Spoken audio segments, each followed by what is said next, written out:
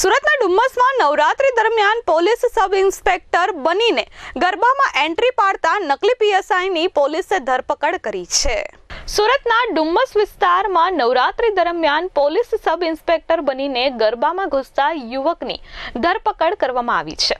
નવરાત્રી પર્વને લઈ સુરતમાં એક આ ઘટના સામે આવી છે, જ્યાં એક યુવક પીએસઆઈ તરીકેની ઓળખ આપી ગરબાના આયોજન સ્થળે પ્રવેશ મેળવતો હતો। આ ઘટના ડુમ્મસના કેસરિયા વાયપીડી ડોમમાં બની હતી। યુવરાજ રાઠોડ નામનો એક યુવક, જેણે પોલીસ અધિકારી જેવો દેખાવ કર્યો હતો, તે ગરબાના સ્થળે ખુલ્લેઆમ ફરી રહ્યો હતો। આયોજકોને તેની વર્તણૂક શંકાસ્પદ લાગતા તેમને તેની ઓળખની ખાતરી કરવાનો પ્રયાસ કર્યો હતો। પૂછપરછ દરમિયાન યુવકનો ભાંડો ફૂટ્યો અને તે નકલી પીએસઆઈ હોવાનું બહાર આવ્યું।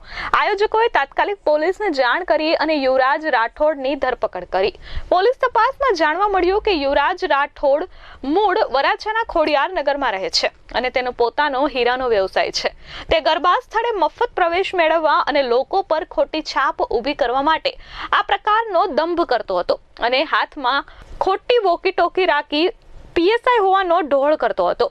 પોલીસે આ મામલે હાલ વધુ તપાસ હાથ ધરી છે।